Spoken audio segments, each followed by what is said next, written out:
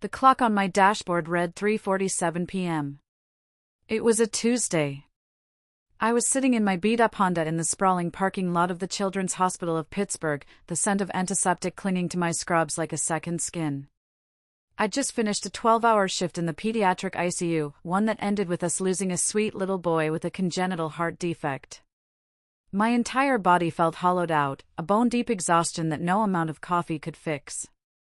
I was running on fumes and the faint, lingering grief that comes with the job. My name is Alicia, I'm 32, and most days, I feel like I'm 42. That's when my phone buzzed, the sound unnaturally loud in the quiet of my car. A notification from the Sullivan family group chat. I felt a familiar clench in my stomach, the kind you get before the roller coaster drops. The first message was from my mother. Her tone, even in text, was sickeningly cheerful. Big news! This Christmas, we're hosting Veronica's fiancé, Julian, and his family from Boston. It's going to be very formal. I could already see where this was going. My sister Veronica, the golden child lawyer, had finally snagged a man from a family with old money. This meant appearances were everything. A second message from Mom popped up before I could even process the first one. Because they're special guests from Beacon Hill, we just won't have enough room for you and Maya at the main table. You understand, space is tight. No room. The words hung there on my screen, cold and sharp. My 7-year-old daughter, Maya, brilliant, wonderful, and autistic, had just been erased from Christmas dinner. Deleted for the sake of impressing strangers. Then came the 1-2 punch. From Veronica, but Alicia, Mom, and I still need you to handle the 5-course meal, like always. Julian's family is used to fine dining. Let's do that beef Wellington you make.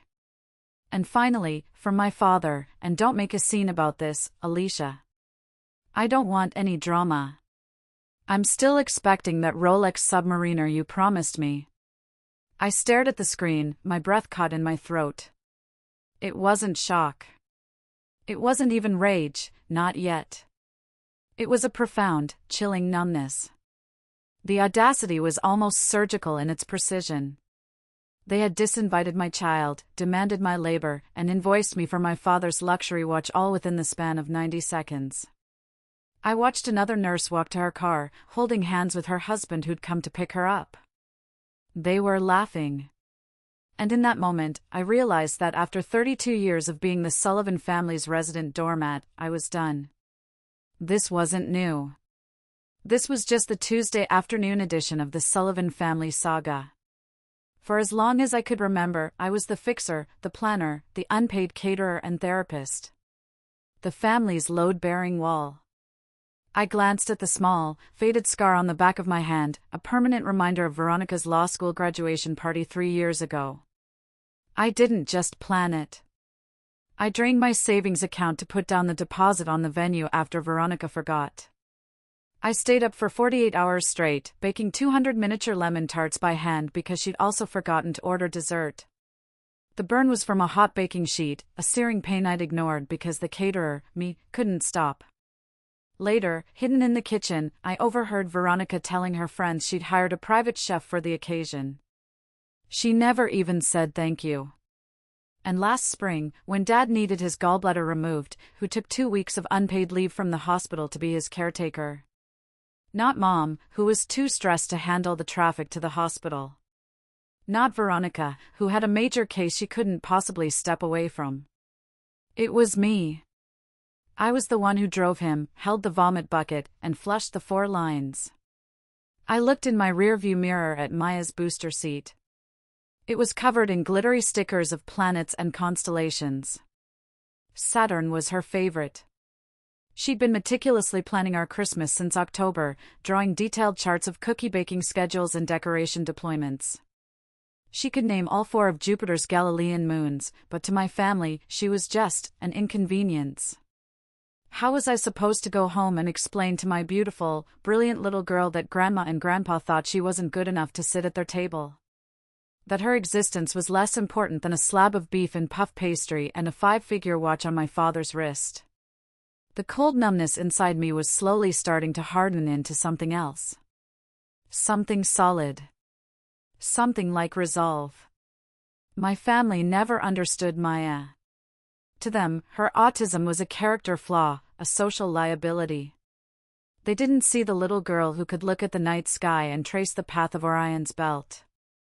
They didn't see the child who organized her breakfast, cereal, orange juice, vitamin, into a perfectly straight line every morning, not out of pickiness, but out of a need for order in a world that often felt chaotic to her. They only saw the problem. They saw the hand flapping when she got excited. They heard the low hum she made when she was concentrating. They felt the embarrassment when she needed to put on her noise-canceling headphones in a loud restaurant. Their solution was simple: exclusion. The accidental missed invitations to the summer cottage. The family photos she was somehow never in. It was a death by 1,000 paper cuts. My phone buzzed again, pulling me from my thoughts.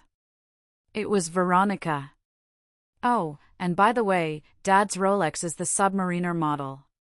The one with the green bezel. Don't get the wrong one. The sheer, predatory entitlement of it all was breathtaking. I didn't reply. I didn't scream. I just held down the power button on my phone until the screen went black. The silence that followed was the most peaceful sound I'd heard all day. I went back into the hospital to finish my charting, my mind a million miles away. Around 2 a.m., I was in the break room, staring into a cup of stale coffee, when my colleague Regina walked in. "Jesus, Alicia," she said, her voice soft. "You look like you've seen a ghost." I couldn't hold it in anymore.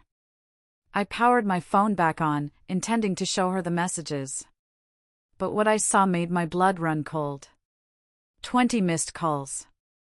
50 texts. And a new message in the group chat, right at the top. It was from my Aunt Gloria, my mother's notoriously judgmental sister. "Heard about the Christmas dinner," she wrote.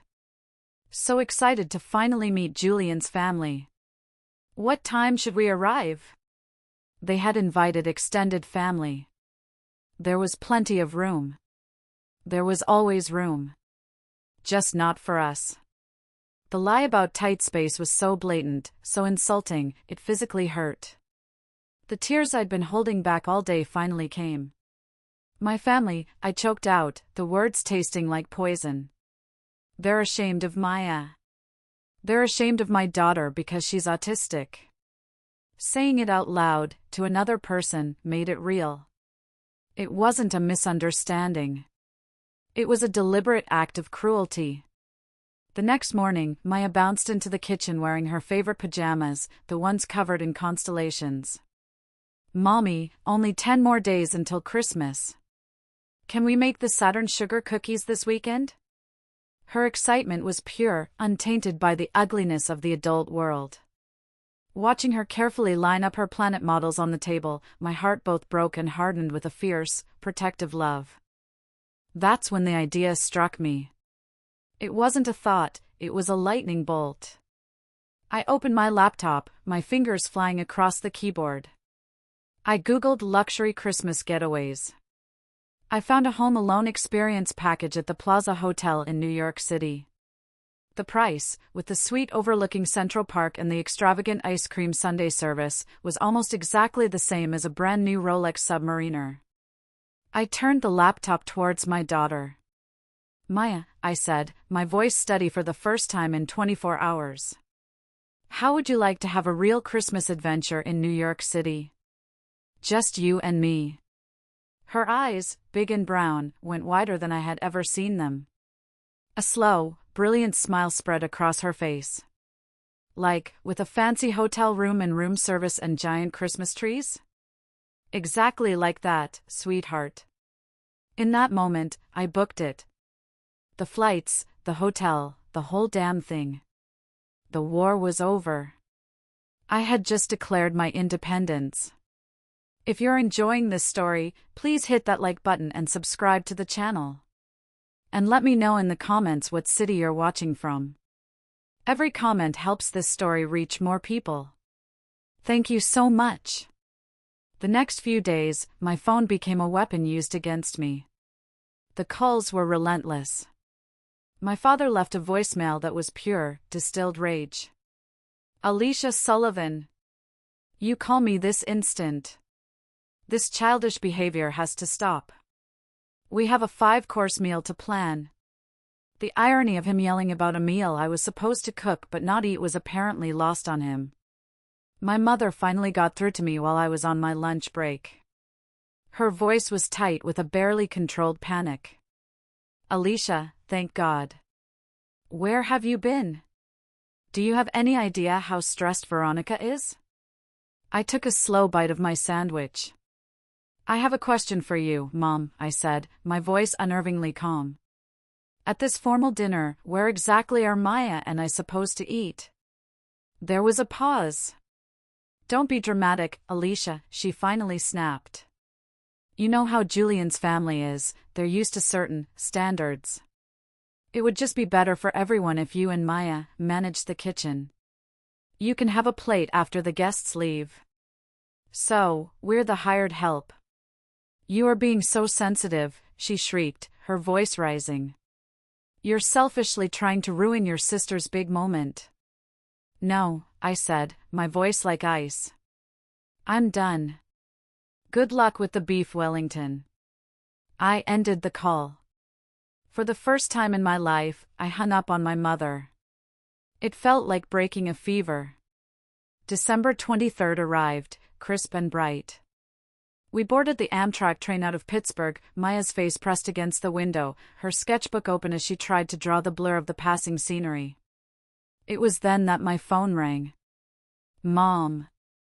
I let it ring for a moment, then answered, putting it on speaker. Alicia!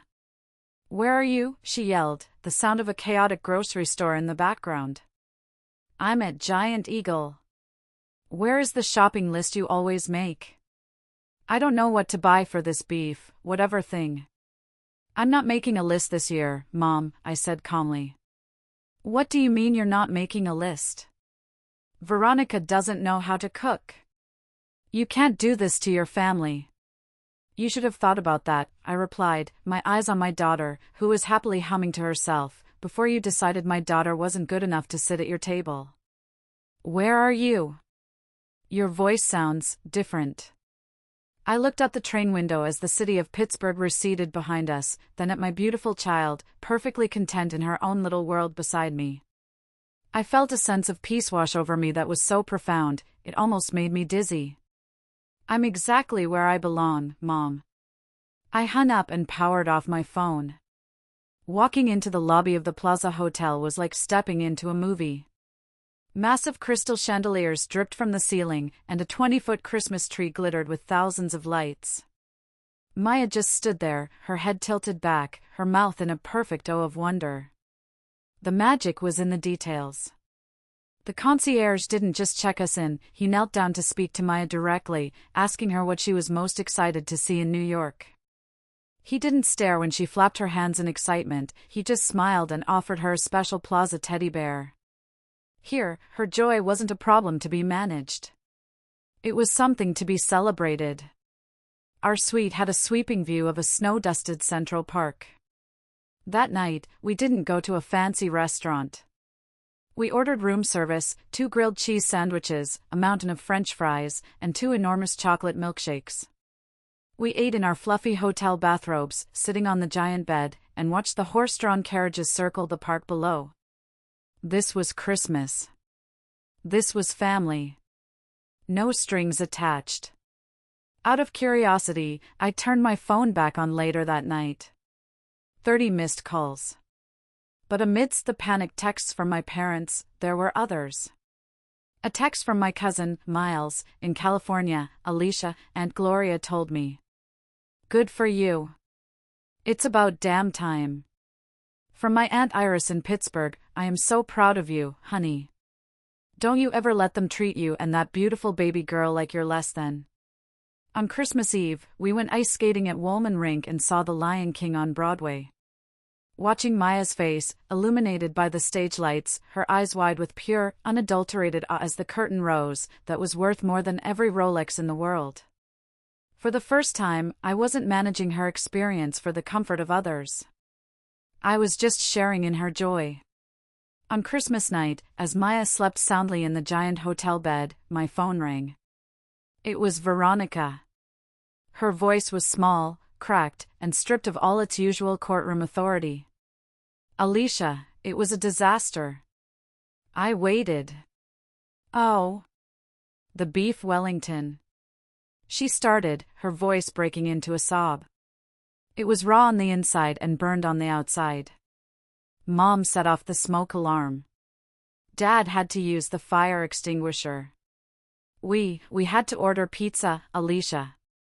We served pizza to Julian's parents. She took a shaky breath. And Alicia. Julian's father, he's not just a lawyer. He runs a massive charitable foundation for children with special needs. He asked about Maya. He asked why she wasn't there. The silence on the line was heavy with shame. He explained things about autism, about how these kids are brilliant, how they just have a different operating system. He called it a gift. Alicia, she whispered, we looked like monsters. I looked like a monster. It's been 3 months. Maya and I are planning our spring break trip now. She's lobbying hard for the Grand Canyon to see the stars. My family has been calling. They've offered clumsy, self-serving apologies. Veronica sent Maya an expensive model of the solar system. My parents have invited us for an Easter do-over. They say they're trying to change, that family is forever, and that they miss us. They want us to come for Easter dinner. But I haven't replied yet. A part of me feels the old pull of obligation, but a bigger, newer part of me remembers the peace of that train ride and the joy on my daughter's face at the plaza. So, I have to ask. Am I the asshole if I continue to keep my distance? Thank you for listening to my story. What do you think I should do? Let me know in the comments below, and please don't forget to like this video and subscribe to Broccoli Revenge for more stories about reclaiming your worth.